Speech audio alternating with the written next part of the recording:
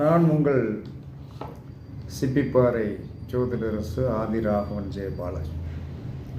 இந்த சரகலையில் வெள்ளிக்கிழமை ஒரு மனிதனுக்கு இடது பக்கம்தான் ஓடணும். அன்னைக்கு காலையில் எந்திரிச்ச உடனே வலது பக்கம் ஓடிருச்சுன்னா அன்னைக்கு கணவன் மனைவி சண்டை கண்டிப்பாக வந்துடும். ஓகேவா? அதற்கடுத்து சனிக்கிழமை வலது பக்கம்தான் காலையில் மூச்சு ஓடணும். அன்னைக்கு இடது பக்கம் ஓடிருச்சுன்னா கடனால் பிரச்சனை வரும், கடன் வாங்க வேண்டியது வந்துடும். அதே சமயத்தில் என்ன சொன்னோன்னா, வியாழக்கிழமை வளர்பிறையில் இடது பக்கம் ஓடணும், தேய்பிறையில் வலது பக்கம் ஓடணும்.